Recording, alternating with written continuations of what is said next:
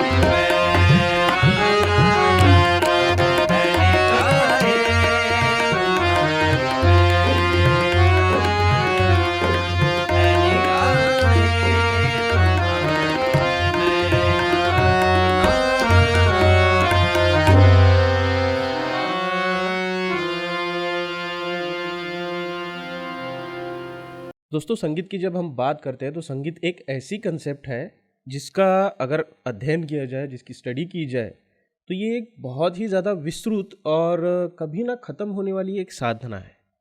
और इस साधना के जो साधक होते हैं, मुझे ऐसा लगता है कि वो आउट ऑफ द वर्ल्ड होते हैं। बिकॉज ऐसा है कि एक मुश्किल सी चीज़, अगर किसी चीज़ को मास्टर करना है तो उसके पीछे रात दिन अगर आप मेहनत करेंगे तो ही आपको सक्सेस मिल पाती है। इसी तरह से संगीत में जो है, अगर आपको पंडित बनना है या बहुत ही ज़्यादा कुछ आगे करना है तो उसकी साधना करनी होती है। अब हमारे पास में अगर देखा जाए तो बहुत सारे गीतकार, संगीतकार, बहुत सारे ऐसे लोग हैं जो इस साधना में विलीन हैं। और ऐसे ही संगीत के एक साधक की स्टोरी, उनकी जर्नी आज जानेंगे हमारे पॉडकास्ट के माध्यम से। तो सबसे पहले इंट्रो का पार्ट। तो हेलो, हाय, नमस्कार, मेरा नाम है तुषार और मैं आपका स्वागत करता हूँ हमारे शो में, जिसका नाम है लेट्स टॉक लाइफ, जहाँ हम बात करते हैं लोगों की जर्नी के बारे में, उनके माइंड शिफ्ट के बारे में और उनके लाइफ के मोटिवेशन के बारे में।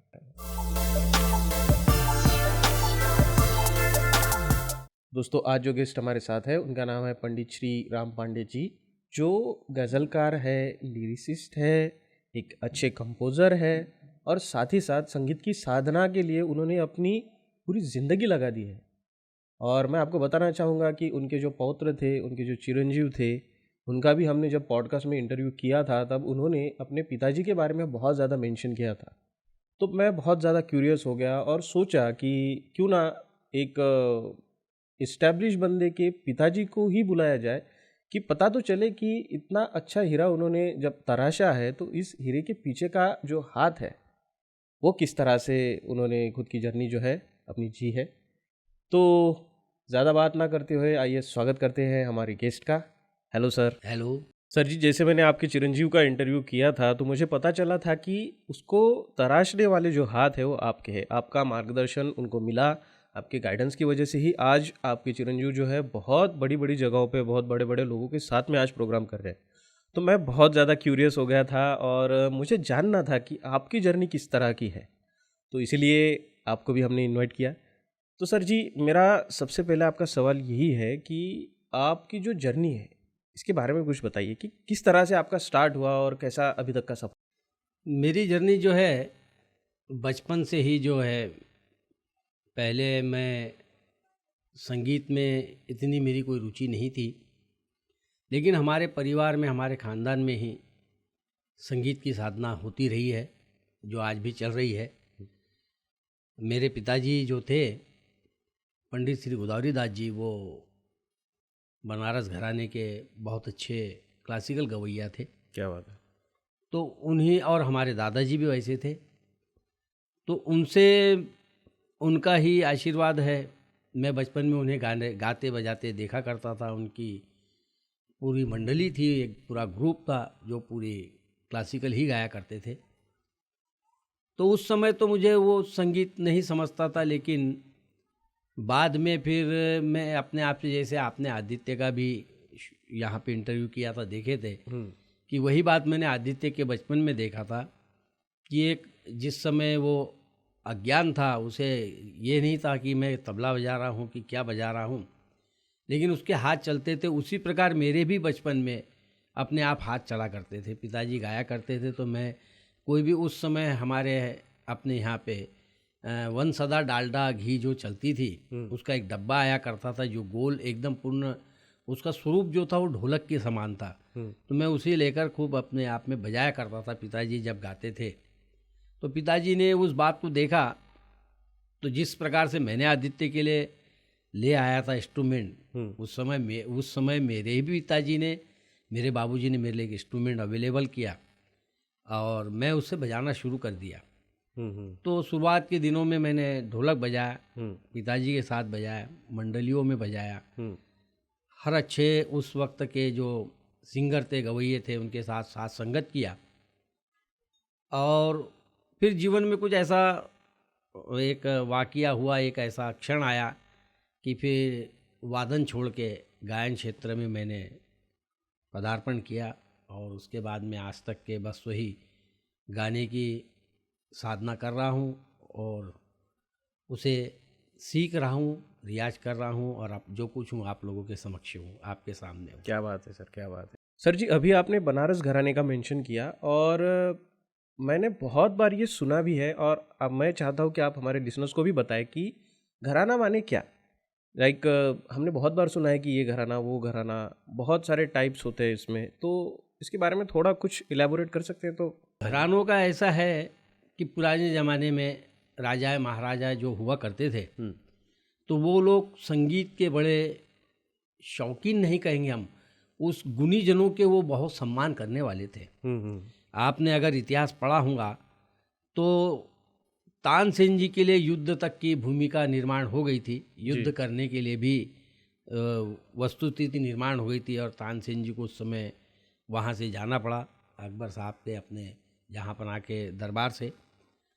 तो ऐसे जो गुणी लोग थे, अलग अलग राजाओं के पास में अलग अलग राजघरानों में रहते थे, और वहाँ उस राजघरानों से रहने से फिर वो सब घराने बन गए। अच्छा। दिल्ली घराना बन गया, फारूका बन गया, मैहर बन गया, रीवा बन गया, तमाम ऐसे घरान, किराना घराना बन गया, जयपुर घराना बन गया, बनारस घराना बन गया।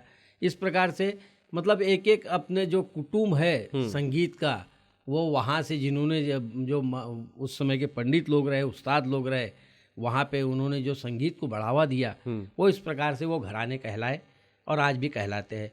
वादन में अलग है, गायन में अलग है। कई घराने के तो जो पंडित लोग हैं, जो उसकी गायकी है, आज वो आगे मैं आपको बताऊंगा, आज वो लुप्त तो होते भी चली जा रही है। ध्रुपद धमार है, आज के समय में अगर आप लेंगे गज़ल है, कव्वाली है, तो ये सब पहले इस प्रकार से सब सीखते थे, तो घराने कहलाते थे वहाँ जाके। क्या बात है सर। सर मैं देख रहा हूँ कि आपकी जो स्टडी है म्यूज़िक की, वो बहुत ज़्यादा वास्ट है, और साधना जो है, संगीत की जो साधना होती है, इसको अगर हम अध्यात्म से जोड़े या अध्यात्म से इसको जोड़ा जाए, तो इन दोनों में क्या सिमिलरिटीज़ हो सकती है, आप क्या कहना चाहेंगे? दरअसल ऐसा है कि न संगीत न अध्यात्म, ये दोनों अलग वस्तु है ही नहीं, या दोनों अलग है ही नहीं, ये एक ही है।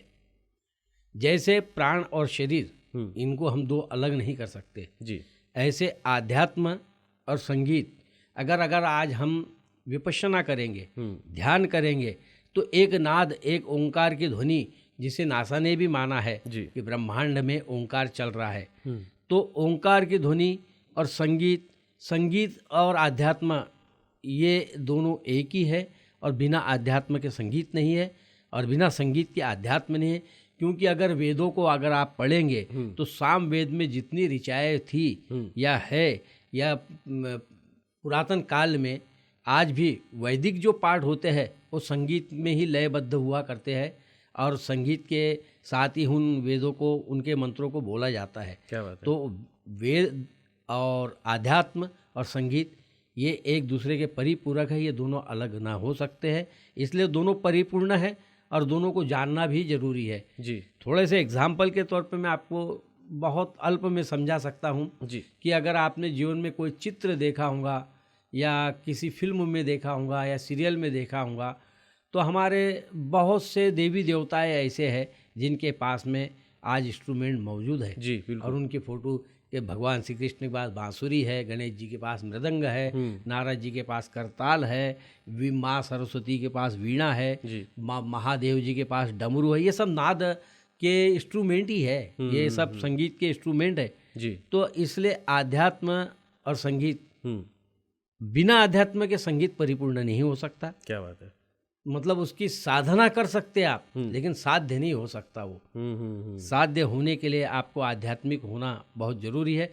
आध्यात्मिक होने से इन द सेंस मेरा ये कहना नहीं है कि आप कोई बहुत बड़े साधु संत बन जाइए या अपना वैसा वेश धारण कर लीजिए, जंगलों में भाग जाइए, ये सब नहीं है। लेकिन उन इंस्ट्रूमेंट के अंदर, जैसे अगर आप किसी समय अगर आपको अवसर मिले जी, तो प्रकृति द्वारा प्रदत्त एक इंस्ट्रूमेंट है शंख, जो बजाई जाती है। Yes yes. तो शंख को आप उठाइए, अपने कान के पास में लगाइए, आप सुनिए कि उसके अंदर से कौन से नाद की कौन सी ध्वनि आपको सुनाई दे रही है। क्या बात है। उसमें कंटिन्यू हर जगह शंख आप लेंगे, उसे कान में लगाएंगे तो आपको एक ध्वनि सुनाई देंगी। तो आध्यात्म और संगीत ये दोनों एक ही है, बिना आध्यात्म के संगीत नहीं है और बिना संगीत के आध्यात्म नहीं है। क्या बात है सर। तो आई होप कि हमारे लिसनर्स को जो है वो यहाँ से कुछ एक नई चीज़ देखने को सुनने को मिली। और मुझे आपसे पूछना है कि आपका इतना बड़ा अनुभव है, और जब आपने ये सारी जर्नी अपनी अपने स्टार्ट की, तो कभी कभी जब हम स्टार्ट करते हैं तो हमें एक सेल्फ डाउट भी आता है कि भाई होगा कि नहीं होगा, या लोग क्या कहेंगे। अगर आपको भी ऐसा कोई सेल्फ डाउट अगर आया होगा तो आपने इसको टैकल कैसे किया? आपने बहुत अच्छा प्रश्न किया। सबसे बड़ी बात यह है कि जब आप अपने काम से प्रामाणिक रहोगे या आप जो काम कर रहे हो वो कम से कम आप ये समझ के कर रहे हैं कि मैं प्योरिटी से कर रहा हूँ और सत्य कर रहा हूँ और सच्चा कर रहा हूँ, तो आपके मन में से भय निकल जाएगा जी। जहाँ अज्ञान है वहीं भय है। जहाँ पे आपके पास में डर तभी है जब आप अज्ञानी हो। तो मुझे इस बात की खुशी है कि आदरणीय बाबूजी के सानिध्य में और थोड़ा आध्यात्मिक होने की वजह से मेरे मन में भय रहा ही नहीं। लेकिन मेरे साथ में जब मैंने शुरू किया, संगीत का सफ़र शुरू किया, तो मेरे साथ षड्यंत्र बहुत होते थे। अच्छा। क्योंकि आज का समय ऐसा है, कोई किसी की प्रगति नहीं चाहता है। जी बिल्कुल। कोई किसी की उन्नति नहीं चाहता है। और बड़ी मुश्किल की बात यह है कि सच्चा यानी एक उर्दू के शेर से मैं कहूँगा कि मंजिल का क्या कसूर था, मंजिल करीब थी। मंजिल का क्या कसूर था, मंजिल करीब थी। रहबर यानी मार्गदर्शक जो हमें बता रहा है। रहबर के पाँव में रवानी यानी स्पीड। मंजिल का क्या कसूर था, मंजिल करीब थी, रहबर के पाँव में रवानी ना आ सकी। तो जो आपको लेके चलने वाला अगर वही अज्ञानी है, उसे ही ज्ञान नहीं है, तो आपको मंजिल तक कहाँ पहुँचाएगा। तो मेरे सफ़र में मुझे इस बात का बहुत खुशी है कि मुझे जितने मिले वो सब अपने आप में समझदार और ज्ञानी मिले, जिसका मुझे लाभ मिलते रहा। बिल्कुल। और मुझे एक सच्चा ज्ञान, एक सच्चा मार्गदर्शन मिलते रहा।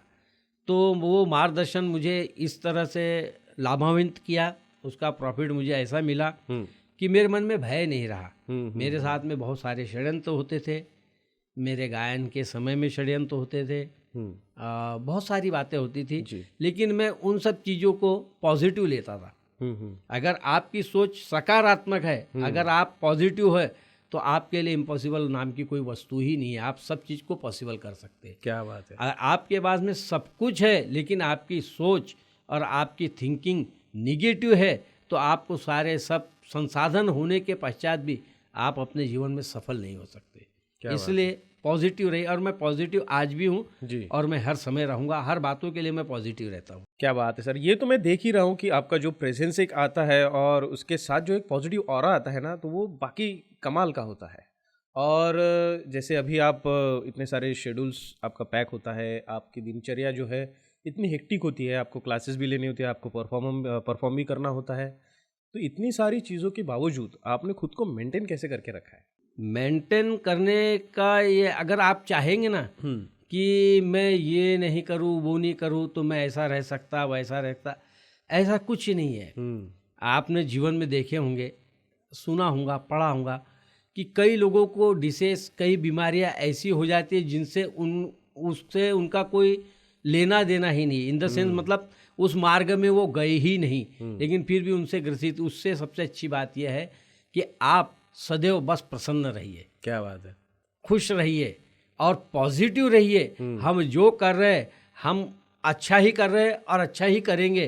किसी का हम बुरा न चाहते हैं, न बुरा करेंगे, तो आप स्वस्थ रहेंगे, व्यस्त रहेंगे और मस्त रहेंगे। क्या बात अगर आप तमाम आपके पास में सारी बातें हैं, तो मेरा तुषार जी ये है मेरे जीवन का कि मैं आज भी यही ईश्वर से कामना करूंगा कि आपका ये जो आप मेरा इंटरव्यू ले रहे हैं, तो ईश्वर आपको भी इतनी प्रगति दे, ये दे, आप इतने अपने जीवन में सफल बने कि एक बहुत बड़े स्टूडियो में बहुत बड़े स्थान पे आप पहुंच जाए। जब तक कि आप पॉजिटिव नहीं रहेंगे, सबके लिए मंगल कामनाएं नहीं करेंगे, आप ठीक नहीं रह सकते। तो मेरे अच्छा रहने का रीज़न यही है कि मैं सबका अच्छा चाहता हूँ, सबका भला चाहता हूँ। क्या बात है। और सब खुश रहे, व्यस्त रहे, मस्त रहे। मेरे बारे में कुछ भी करे, मुझे उससे कुछ लेना देना नहीं है मेरे बारे, लेकिन मैं उन सब के बारे में अच्छा ही सोचता हूँ, अच्छा ही करता हूँ, अच्छा सोचा हूँ और अच्छा ही करूँगा। क्या बात है। और मुझे ऐसा लगता है कि अगर आप दूसरों के लिए अच्छा सोचते हो, अच्छा करते हो, तो आपके साथ भी अच्छा ही होता है। जी, एक बात आपको बता देना चाहता हूँ कि दुनिया तमाम कई व्यक्तिमत्व को अपना गुरु मानते हैं, गुरु बनाते हैं, लेकिन मैंने अपने जीवन में न्यूटन जो साइंटिस्ट थे जी, मैंने उनको अपना गुरु माना हूँ। तो आप बोलेंगे ये कैसा? जी बिल्कुल। न्यूटन जी ने सबसे पहला सिद्धांत ये निकाला था कि गेंद को आप जितनी जोर से दीवार पे फेंकेंगे उतनी जोर से वो रिटर्न आएगा। सही है। तो आप अपने जीवन में जो चीज़ फेंकेंगे वही आपको रिटर्न मिलेगा। क्या बात है। अगर आप किसी को नफरत देंगे तो आप ये मत भूलिए कि आपको नफरत ही वापस आएंगी। जरूर। आप किसी के लिए बुरा सोचेंगे तो ये मत भूलिए आपको बुरा ही मिलने वाला है। और आप किसी को अच्छा ज्ञान देंगे, प्रगति की बात करेंगे, उसे उसके हाथ पकड़ के उसको कई 4 कदम भी ले जाने की बात करेंगे, तो ईश्वर बहुत बड़ा है, वो आपको 8 कदम ले जाएगा। तो पॉजिटिव रहिए, आप जो चाहते हैं वो पहले दीजिए, आपको ऑटोमेटिकली वो रिटर्न मिल ही जाएगा। क्या बात है। मुझे तो ऐसा लग रहा है कि एक आध्यात्मिक गुरु ही हमारे साथ बैठे हैं, जो कि है बेसिकली। और मैं लिसनर्स को बताना चाहूँगा कि अध्यात्म से मुझे याद आया कि सर का एक सॉन्ग है जो भोले शंकर पे है और पूरे इंडिया में वो वायरल हो चुका है। तो आइए जानते हैं उस सॉन्ग के बारे में और सर का जो एक्सपीरियंस रहा है उसके बारे में भी। तो सर, आपको ये कंपोजिशन कैसे सूझी थी और उसका इतना हिट होने के बाद कैसा अप्रोच रहा था मार्केट में आपके लिए, उसके बारे में कुछ बताइए। तो मैं थोड़ा सा तुषार जी आपको एक थोड़ा सा ये कहूँगा जी, वायरल हो गया था नहीं, वायरल हुआ है आज भी। क्या बात वो है? जी, आप जाके चेक कीजिए, आज भी प्रतिदिन उसके व्यू बढ़ते हैं, प्रतिदिन लोग उसको सुनते हैं। वो हुआ ऐसा है कि मैं पहले जॉब करता था, उसमें मैं मैनेजर था, जनरल मैनेजर।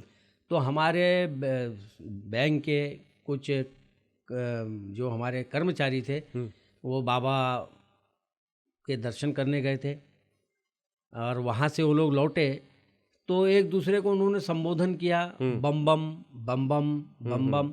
और मैं मेरे कैबिन में बैठा था, मेरे पास पेन था और मैं उनके जो आपस में वो लोग बात कर रहे थे, बम बम बम बम कह रहे थे, मैं उसे लिखते चले जा रहा था। तो उन्होंने कई बार अभी अपने आपस में, जैसे हमारे यहाँ क्षेत्र में हर क्षेत्र की भाषाएं अलग है जी, हमारे क्षेत्र में हर बोला महादेव कहते हैं जी। तो वहाँ पे हाँ, अमरनाथ के जाएंगे आप यात्रा में, तो वहाँ पे बम बम कहलाता कि या काशी में या उधर उस साइड में जाएंगे आप तो बम बम। तो इस तरह से बम बम लिखा मैंने। लिखने के बाद में एक लाइन तो कंप्लीट हो गई ऊपर की बम बम।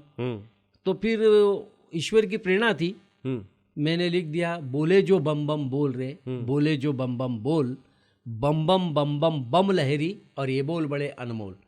और इसकी कंपोजिशन हुई, इसकी रिकॉर्डिंग हुई। तो आज आपको बताना चाहता हूँ मैं कि हमारे भारत देश के 12 जो ज्योतिर्लिंग है उसमें से लगभग महादेव जी की कृपा से 8 ज्योतिर्लिंग ऐसे हैं जहाँ प्रतिदिन ये भजन बजता है। क्या बात है। अमरनाथ में बजता है और भारत के हर कोने में ये भजन आज लोकप्रिय है और बजता है, ये ईश्वर की कृपा है। क्या बात तो है। इस तरह से बोले जो बम बम बोल की रिकॉर्डिंग हुई। हमने किसी बड़े स्टूडियो में नहीं किया, हमारे यहाँ स्थानीय स्टूडियो से किया। जी बिल्कुल। और मैं आपके माध्यम से, मैं ऐसा व्यक्ति हूँ तुषार जी कि मेरे साथ में जो भी व्यक्ति जुड़ते हैं मैं जरूर उनका नाम भी लेता हूँ, उल्लेख भी करता हूँ और उनके बारे में बताता हूँ। मंच पे भी करता हूँ, रिकॉर्डिंग में भी करता हूँ, शो में भी करता हूँ। ये कौन सी बात है। कल तक तो यानी कैसी बात होती है कि हमें जब किसी की ज़रूरत पड़ती है तो हम, आज की दुनिया की ये रीत है, हम उसके बड़े मस्के पालिश मारते हैं, उसे अपना बनाते हैं और जैसे काम निकल जाता है तो हम उसे पहचानते भी नहीं है। तो ये ऐसी नीति मेरी नहीं है। ऐसी नीतियाँ जो रखते हैं वो जीवन में सफल भी नहीं होते हैं। सही बात है। तो हमारे यहाँ ओम सोहम स्टूडियो है, विश्वास साठी जी उसके है, उन्हीं की स्टूडियो में मैंने रिकॉर्ड किया था। और ये पूरे भारत देश में बहुत आज भी लोकप्रिय है और आज भी उससे लोग सुनते हैं। जब हम फर्स्ट टाइम मिले थे ना सर, तो मैंने आपका ये सॉन्ग सुना था, बट मुझे ये पता नहीं था कि ये कंपोजिशन आपका ही है। और जब ये पता चला कि ये आपका कंपोजिशन है तो भाई बात क्या कहने। और साथ ही साथ मुझे ये भी पूछना है इसी के साथ कि आपने इतने सारे स्टूडेंट्स को जो है मार्गदर्शन किया है, इतने सारे स्टूडेंट को गाइड किया है, तो ऐसा कोई आपका शागिर्द या स्टूडेंट है जो इंटरनेशनली चल रहा है और जिसने बहुत ज़्यादा नाम कमाए, उसके ऐसा कोई है तो उसके बारे में भी बताइए कि कैसा आपका एक्सपीरियंस रहा है और कौन एक आपका पसंदीदा स्टूडेंट है। आपका अच्छा प्रश्न है। ऐसे बहुत सारे स्टूडेंट हैं जो आज अपने क्षेत्र में काम कर रहे हैं जी, नाम कर रहे हैं। तो मैं पर्टिकुलर किसी एक स्टूडेंट का तो नहीं नाम ले सकता यहाँ पे, लेकिन बहुत है। और एक यही बात है कि मैं यही कहना चाहूँगा कि स्टूडेंट बन जाना, शागिर्द बन जाना और सीख लेना, ये मुर्दू का शब्द है, ये मुकम्मिल नहीं है। जब क्योंकि संगीत ये जो है गुरु शिष्य परंपरा से चलती है जी। और मैं भी, अगर मेरे गुरु मेरे पिताजी थे और हम अपने गुरु का सदैव सम्मान करें जी, हमारे गुरु का हम सदैव आदर करें जी। तो जो सम्मान करता है, जो झुकता है, जो आशीर्वाद लेता है, वो अपने जीवन में जरूर सफल होता है। बिल्कुल। ऐसे मेरे भी पास मेरे मार्गदर्शन लिए हुए कई स्टूडेंट हैं जो आज इंटरनेशनल लेवल पे काम कर रहे हैं। तो उन सबको भी मैं शुभकामनाएं देता हूँ कि वो अपने जीवन में ऐसी ही प्रगति करे और खूब आगे बढ़े। बहुत बढ़िया सर, बहुत बढ़िया सर। मैं देख रहा हूँ कि आपकी बातचीत में जो है महादेव का बहुत ज़्यादा उल्लेख हो रहा है।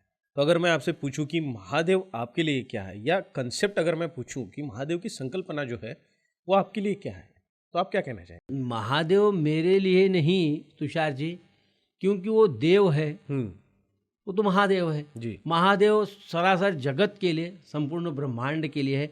क्योंकि देखिए, हर देश में तू, हर भेष में तू, तेरे नाम अनेक, तू एक ही है। क्या जैसे तमाम नदियाँ जाके समुद्र में मिल जाती है, ऐसे ये पंथ, ये सारे व्यवस्थाएं, ये सब एक उस मालिक के पास जाने, वही खुदा है, वही अल्लाह है, वही गौतम है, वही राम है, वही कृष्ण है। अगर हमारे अंदर द्वैत है, यानी हमारे अंदर देखने की भावनाएं अलग है, तो हमें कुछ भी प्राप्त नहीं होने वाला है। तो आप महादेव के प्रति मेरे लिए नहीं, महादेव ही हर स्वरूप में है। क्या बात, वही खुदा है, वही अल्लाह है, वही राम है, वही कृष्ण है, वही गौतम है, वही सब कुछ है। ये अपनी अपनी भावनाएं है, अपनी अपनी सोच है। यस यस सर जी, बड़ा अच्छा कॉन्वर्सेशन रहा है आपके साथ और बड़ा अच्छा लगता है कि आपके जैसे ज्ञानी पुरुष हमारे शो में आते हैं और हमारे इस शो के माध्यम से आपका जो ज्ञान है, आपका जो एक्सपीरियंस है, वो भी हमको जीने को मिलता है, हमको कुछ नई नई चीज़ें सीखने को मिलती है। एंड आई होप कि हमारे जो लिसनर्स है इनको भी बहुत कुछ हमारे कॉन्वर्सेशन से सीखने को मिलता होगा। तो टाइम फ्रेम की वजह से सर जी बात तो बहुत कुछ करनी है, बट थोड़ा शॉर्ट टाइम होने की वजह से आपको एक लास्ट सवाल करना है मुझे कि अगर आपको पूछा जाए कि हमारे लिसनर्स को अगर आपको कुछ मैसेज देना है तो वो क्या होगा? मेरा यही है कि आप अपना जो भी काम कर रहे हैं उस काम को जानो, हम क्यों कर रहे हैं ये जानो, प्रसिद्धि के पीछे भागो मत। सही है। शॉर्ट टाइम में नाम कमाने की, पैसा कमाने के पीछे जाइए मत, क्योंकि तुम अगर शॉर्टकट अपनाएंगे तो बहुत जल्दी नीचे भी आ जाएंगे, सही बात है। टिकेंगे नहीं। अगर टिकना है तो दो बातें हैं। एक तो पहले अपने से जो भी बड़े हैं, बुजुर्ग है जी, वरिष्ठ है, उन सब का सदैव झुक के आशीर्वाद लेते रहिए। और हमें जो हमारा वर्क है उसे हम एक इबादत की तरह, पूजा की तरह हमारा कर्म हम करते रहे। अब मुझे कहा गया इसलिए मैं रियाज कर रहा हूँ, या मुझे कहा गया इसलिए मैं काम कर रहा हूँ, या मुझे कहा गया इसलिए मैं नौकरी कर रहा हूँ, या मुझे कहा, ये मतलब इस तरह का काम मत करिए। उसको एक आत्मसात कीजिए सच्चाई से, और जो कुछ भी गाना या बजाना कर रहे या कोई भी काम, उसको जानो। कोई, मैं तुझार जी इतना कहना चाहता हूँ, मैं इस सिद्धांत का हूँ कि एक व्यक्ति 100 वर्ष जिया, मेरे लिए वो महत्वपूर्ण नहीं है, वो कैसे जिया ये महत्वपूर्ण है। सही बात है। आपने बहुत सारे रागों को सीख लिया, बहुत सारे विविध प्रकार के गायन शैली को सीख लिया, आपने बड़ा ख्याल सीख लिया, छोटा ख्याल सीख लिया, ठुमरी, दादरा, टप्पा, गज़ल, तमाम जो विविध गायन के प्रकार सीख लिया। उसके बजाय क्या है कि एक बंदिश सीखा, उसके अंदर कैसा है, क्या है, कहाँ उसके किस राग में है, क्या आरोह है, क्या अवरोह है, क्या न्यान स्वर है, क्या पकड़ है, क्या वादी है, क्या संवादी है, तमाम क्या रिधम है, कौन सा रिधम है, कितने मात्रा का है, कहाँ सम है, कहाँ काल। एक सीख जा, एक साधे सब सधे, एक को सीख जाओ आप सब सीख जाएंगे। क्या बात। लेकिन आज का वक्त ऐसा आ गया है कि इंसान के पास में बस धैर्य नहीं है, शांति नहीं है, और कहते तो बहुत है कि हम सीखना चाहते हैं, हम क्लास जाते हैं, हम ये, लेकिन वास्तव में मुझे नहीं लगता कि वो सीखते हैं। सीखे तो ऑटोमेटिकली आप, सीधी बात है कि आप कहीं पे अगर जॉब कर रहे हो, आप नौकरी कर रहे हो, तो आपको गवर्नमेंट या आपका सेठ एक दिन भी आपकी पगार देने के लिए लेट नहीं करता है, या वो आपको ऐसा कभी नहीं करता है कि आप काम करिए मैं आपको आपका पेमेंट नहीं दूंगा। तो अगर आप सच्चाई से अपने गुरु के पास में जाके सीखेंगे तो ऑटोमेटिकली आपको ये प्रकृति से, नेचर से वो सब आपको रिटर्न मिलेगा ही, आपके अंदर डेवलपमेंट होगा ही, और आप में चमक आएंगी ही। इसलिए चमक चाहते हो तो सच्चा रियाज करो, सच्चे गुरु की शरण में जाओ और सच्चाई से जियो। नकली नहीं टिक सकता, नकली का जीवन नहीं होता है। सो दोस्तों, आई होप कि हमारा जो आज का हमारा कॉन्वर्सेशन हुआ सर के साथ, और सर का जो परफॉर्मेंस था, जो सॉन्ग थे, वो आपको पसंद आए, थोड़ा बहुत एंटरटेन करने की कोशिश की है। और इसी के साथ ही सर आप हमारे शो में आए, अपना टाइम दिया, हमसे बात की, इसके लिए थैंक यू सो मच। आपका बहुत बहुत धन्यवाद, और मुझे भी बहुत अच्छा लगा। नमस्कार। Thank you so much. Thank you. Hello दोस्तों, तो जैसा कि आप जानती हैं कि हमारा 21वां एपिसोड भी कंप्लीट हो चुका है और हम आगे बढ़ ही रहे हैं। इसी के साथ हमारे जो और भी एपिसोड आएंगे, और भी लोगों से हम बात करेंगे, उनकी जर्नी पर जानेंगे। और साथ ही साथ मैं आपसे भी अपील करना चाहता हूं कि अगर आपकी भी जर्नी ऐसी है कि जो लोगों तक पहुंच सकती है, जो वर्थ टॉकिंग है, तो आप मुझे कांटेक्ट कर सकते हैं। विल मेक श्योर कि आपकी जो जर्नी है वो लोगों तक ज़रूर पहुंचे। और इसी के साथ ही अगर आपको शो अच्छा लगता है तो लाइक, कमेंट, शेयर और सब्सक्राइब ज़रूर कर दीजिएगा। Thank you so much.